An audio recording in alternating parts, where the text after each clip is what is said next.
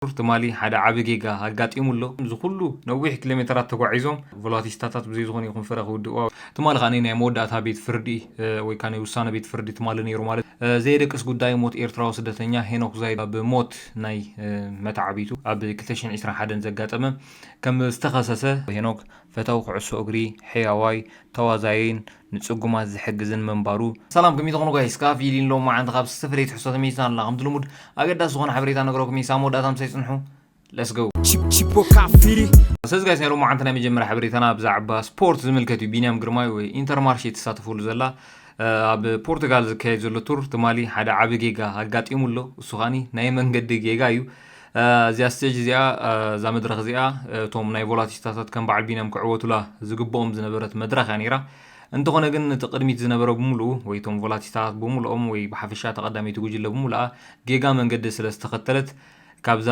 ናይ ዓወት ናይዛ ስቴጅ እዚኣ ብምሉኦም ክተርፉ ክኢሎም ማለት እዩ እቶም ብድሕሪት ዝነበሩ እዮም ክዕወቱላ ክኢሎም ዓብ ጌጋ ይጋጢሙ መዛረቢ ኣርእስቲ ኮይኑ ዝወዓለ ትማሊ እዚ እታ ቪድዮ ክሪእኩም ከም ትሪእዎ ዘለኹም ኣብዚ ሰርክል ኣሎ ስለዚ ነዛ ሰርክል እዚኣ ሓሊፎም እዮም ናፍታ ናይ 1 ኪሎ ሜትር ተተርፎም ወይ ናፍታ ቮላታ ዝኣትውላ መንገዲ ዝኣቱ ነይሮም ማለት እዩ እንተኾነ ግን ኣብዚ ከም ትሪእዎ ዘለኹም ክልተ መንገዲ ተፈጢሩ ኣሎ ኣብ ትሪእዎ ዘለኹም ክልተ መንገዲ ተፈጢሩ ኣሎ በዚ ራይት መንገዲ ኣሎ በዚ ኻኒ ለፍት መንገዲ ኣሎ ስለዚ ሞተር ቅድሞም ኣላ እታ ሞተር ነታ ለፍት ስለ ዝተኸተለት ሶሪ ነታ ራይት ስለ ዝተኸተለት ባጊሮም ራይት እዮም ክኸዱ ኪሎም ማለት እዩ ብምሎም ተንጋንታ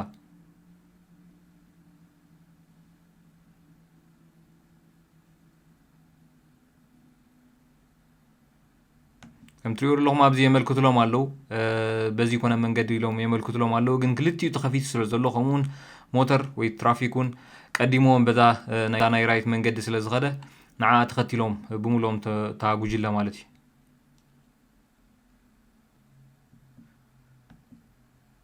ኣዝዩ ዝገርም ነገር እዩ ኣብ ሓደ ዓቢ ውድድር በዓለም ደረጃ ፍልጦ ዘለዎ ዓበይቲ ውድድራት ከምዚ ዓይነት ጌጋ ከጋጥም ኣዝዩ ዝገርም ነገር እዩ በዚ ኻኒ ብዙሓት ማዕከናት ቴሌቪዥን ወይ ካኒ ብዙሓት ናይ ሳይክላት ናይ ስፖርት ቴሌቪዥናት ብዛዕባ እዚ ትማሊ ዲስካስ ክገብራ ውዒለን ኣለዋ ከም ትሪእዎ ዘለኹም እታ ድሒሮም ዝነበሩ ወይ ከዓ ብምልክት ዝተነግሩ ድሒሮም ዝነበሩ ጉጅለን ኣብዚኣ ክመፁ ክኢሎም ማለት እዩ ስለዚ ብዘይ ዝኾነ ይኹን ተቐጻጺ እቲኦም በዚ ኸዱ ኣለዉ ተዓባይ ጉጅለ በዚ ትሪእዎም ዘለኹም ዋዳደሩ ኣለዉ መስመር የለን ግንብኡ በዚ እዩ ዘሎ ብዘይ ተቐጻጺ ሕንጻጽ ረጊጹ ኣሎ ማለት እዩ ድሒሮም ግን ኩሎም ቶም ጋንታ ምክንያቱ ኣትሊስት ኣብ ሳይክል በቲ ስለ ዝኣተው ከም ዝኣተው ክሕሰበሎም ኣይክእልኒ ስለዚ ግድን ሕንጻጽ ክትረግጽ ኣለካ ናይዛ ውድድር እዚኣ ወዲእከያ ንኽትበሃል ማለት እዩ ስለዚ ብምሉኦም ግን ተመሊሶም ሕንጻጽ ክረግጹ ክኢሎም እዮም ማለት እዩ ሕጊ ናይ ሳይክል ስለ ዝኾነ ግድን ሕንጻጽ ክረግጹ ኣለዎም ስለዚ ከም ትሪእዎ ዘለኹም ካኒ ሳይክሎም ሓፋቢሎም ኣስጊሮም በዛ ሓደ መንገዲ ሕንጻጽ ረጊጾም ኣለዎ ማለት እዩ ትጌጋ ኣብዚ ዝጅምር ክልተ ተቐዳድምቲ መጀመርያ ለፍቲ ሒዞም ክኸዱ ሓሲቦም ነይሮም እንተኾነ ግን ዓባይ ጋንታ ብምሉኣ ኣብዚ ራይት ስለ ዘላ ከምኡውን ሞተር እውን ቀዲማቶም በዛ ናይ ራይት መንገዲ ስለ ዝኸደት ኩሎም ናብኣ እዮም ስዒቦም ማለት እዩ ንሶም ጌጋ የብሎምን ምክንያቱ ከም ትሪእዎ ዘለኹም ዝኾነ ይኹም መፈላለዩ እውን የብሉን ከምቲ ብሓፈሻ ብናይ ኢንተርናሽናል መንገዲ እንድሕር ኢኻ ኸ ኩሉ ግዜ ራይት መንገዲ ሒዝካ ኢኻ ትኸይ ስለዚ እሶም ጌጋ የብሎምን መፈላለዩ ዝበሃል የለን ኣብዚ ማለት እዩ ከም ትሪእዎ ዘለኹም ክልተ መንገዲ እየን ከምዚኣ ኢሎም ስለዚ እታ ሞተር ዝኸደታ ልክዕ በኣ ክኸዱ ክኢሎም ማለት እዩ ስለዚ ብዝበል ሓደ ዘፈላለየ የለን ብዚ ትሪእዎም ዘለኹም ጀስ ሰባት ጥራዮም ደው ኢሎም ዘለዎ ወል ሓደ ዘፈላለየ ነበረን ማለት እዩ እዚ ኩሉ ነዊሕ ኪሎሜትራት ተጓዒዞም ብዘይ ዝኾነ ይኹን ፍረ ቮላቲስታታት ብዘይ ዝኾነ ይኹን ፍረ ክውድእዋ ወይ ከዓ ብጌጋ ብንእሽተይ ጌጋ ከምዚ ዓይነት ነገር ክኸውን ከሎ ኣዝዩ ዝሕረቐካ ማለት እዩ ኢንተርማርሽ እውን ነዚ ናይ ትማሊ ውድድር ብጆክ እዮም ኣብ ሶሻል ሚድያ ናቶም ዘርጊሖሞ ዘለዎ ማለት እዩ ከም ትሪእዎ ዘለኹም ነተን ክልተ መንገዲ ነታ ዓባይ ጉጅለ ዝነበረታ ወይ ካታ ናይ ጌጋ መንገዲ ዎች ሳይክሊንግ ብምባል ፅሒፎሙላ ኣለዎ በዚ ኻኒ ስታዲ ወርክ ሶሻል ላይፍ ስለዚ ዎች ሳይክሊንግ ካብዘን ሰለስተ ዎች ሳይክሊንግ መሪጥና ኣለና ማለት እዩ ኢንተርማርሽ ወላ ብጆክ እዮም ገሊፆማ ዘለዉ ማለት እዩ ናብ ካልእ ትማሊ ካብ ዘጋጠሙ ሓበሬታት ምስ ንኸይድ ከዓ ዝትሪእዎ ዘለኹም ራፐር ወይ ድምፃዊ ኣሜሪካዊ ኤሳፕ ሮኪ ዝተባህለ ወይ ከዓ በዓል ቤታ ንሪሃና ማለት እዩ ኣብ ዝቕረበ እዋን ጀሚሩ ኣብ ቤት ፍርዲ ይመላለስ ከም ዝነበረ ወይ ከዓ ብሞት ናይ መታዓቢቱ ወይ ከዓ ዓርኩ ኣብ 2021 ዘጋጠመ ከም ዝተኸሰሰ ኣብዚ ሕጂ እዋን ከዓኒ ንነዊሕ ዝበለ እዋናት ኣብ ዝቐረበ እዋን ቤት ፍርዲ ይመላለስ ከም ዝነበረ ወይ ከዓ ተጠርጢሩ ከም ዝነበረ እዩ ዝንገር ነይሩ። ትማሊ ከዓኒ ናይ መወዳእታ ቤት ፍርዲ ወይ ከዓ ናይ ውሳነ ቤት ፍርዲ ትማሊ ነይሩ ማለት እዩ። ሪኣክሽን ወይ ከዓ ግብረ መልሲ ናይ ኤሳብ ራኪ ኸ ከም ዝመስል ነይሩ።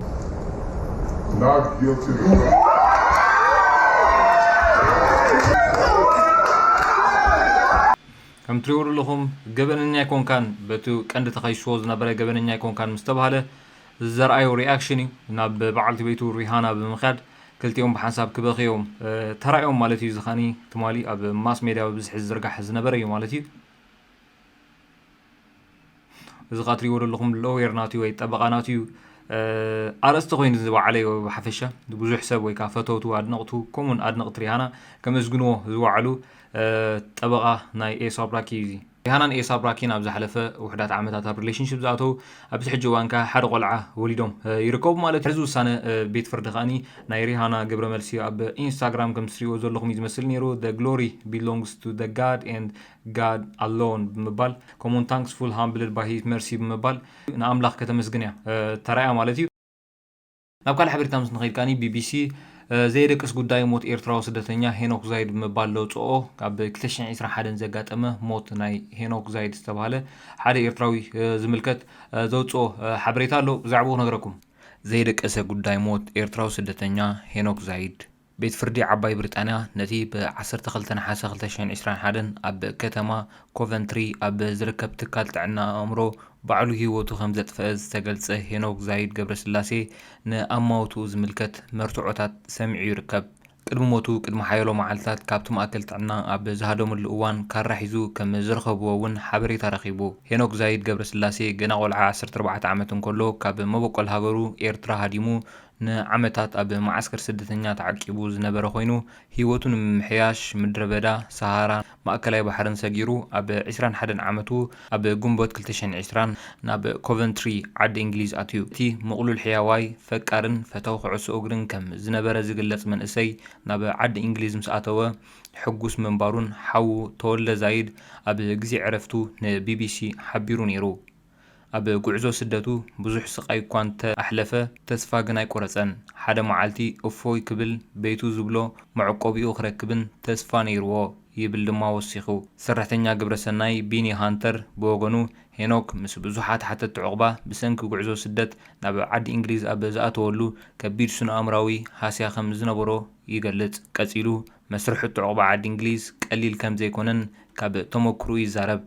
ኣብታ ድሕሪ ሞት 4 መንእሰያት ኣዕርኽቱ ብኤርትራውያን ዝተመስረተት ዳዕሮ ዝተሰመየት ትካል ዝሰርሕ ሃንተር ብዙሓት ካብቶም ምሳና ዝሰርሑ መንእሰያት ብዙሕ ግፍዒ ፆታዊ ዓመፅ ሞትን ዝረኣዩ ንገዛእ ርእሶም ዓመፅ ዘጋጠሞም እዮም ይብል።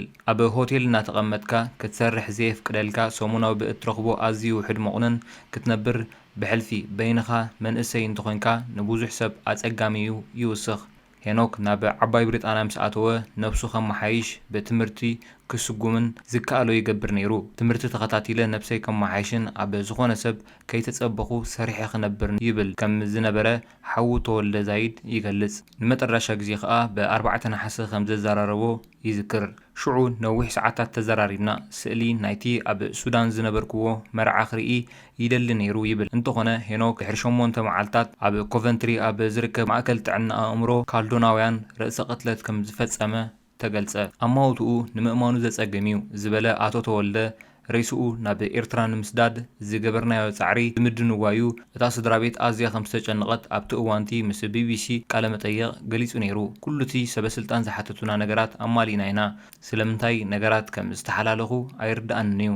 እቶም ፖሊስ ንምንታይ ክሳብ ሕጂ መርመራ ከም ዘይወድኡ ዘተሓሳስብ እዩ ክብል ሕርቃኑ ጓህኡን ገሊጹ ነይሩ እዩ። ቅድሚ 2021 ኣብ ለንደን ዝመደበሮም 46 ትካላት ግብረሰናይ ኣብ ልዕሊ ሓተት ዕቑባ ብዘጋጥም ዝነበረ ብዙሕ ርእሰ ቅትለት ዛዕባቲ ናብ ሃገሩ ንኸይጥረዝ ብምፍራሕ ኣብ በርሚንግሃም ነብሱ ዝቐተለ ወዲ 19 ዓመት ኣፍጋኒስታዊ ዝምልከት መጠንቀቕታ ናብ ሆም ኦፊስ ደብዳቤ ጽሒፎም ነይሮም። መንግስቲ ብዙሕ መንእሰያት ከም ዝሞቱ ዝፈልጥ ኣይመስልን።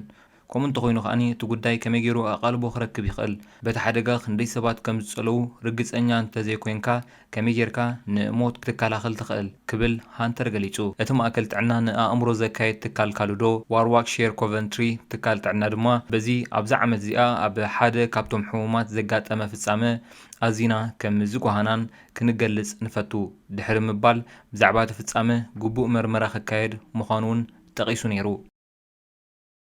ቤት ፍርዲ ብዛዕባ ሄኖክ እንታይ ኢሉ? እቲ ብ2 ነሓሰ 2021 ናብ ማእከል ጥዕና ዝኣተወ ሄኖክ ፈታዊ ኩዕሶ እግሪ ሕያዋይ ተዋዛይን ንጽጉማት ዝሕግዝን መንባሩ ስድርኡ ኣብቲ መስርሕ ምርመራ ገሊጾም። ሄኖክ ብ2 ነሓሰ 2021 ብፖሊስ ብኸመይ መንገዲ ከም ዝተኣስረ ንመጋባእያ ቤት ፍርዲ መግለጺ ኣቕሪቡ። እቲ ኣብ ቤት ማእሰርቲ እንከሎ ዘንጸባርቕ ዝነበረ ባህሪ ኣብ ማእከል ጥዕና ካሉዶን ሎን ኣትዩ ከም ዝእለን ብመሰረት ሕጊ ጥዕና ኣእምሮ ድማ ኣብኡ ከም ዝጸንሕን ከም ዝተገብረ ተገሊጹ። ዓመፅ ዝመልኦ ባህርያት ብምንጽብራቑ ድማ እቲ ሳይኮቲክ ዝተባህለ መድሃኒት ከም ዝተዋህቦ ቤት ፍርዲ ሰሚዑ። ትማል ሶኒ መርትዖ ዘቕረበ ዶክተር ኣሕመድ ኣልኣስታን ኣብ መጀመርታ ነቲ ሕሙም ብ4 ነሓሰ ብቪድዮ ሊንክ ገይሩ ከም ዝገምገሞ ምትሕብባር ከም ዝኣበየን ከም ዝተናወፀን ምስ ሞያ ጥዕና ክዋሳእ ከም ዘይደለየን ገሊጹ። ብድሕሪኡ ክዳውንቱ ብምውፃእ ናብ መሬት ብምድርባይ ካብቲ ክፍሊ ወፂኡ ድማ ወሲኹ።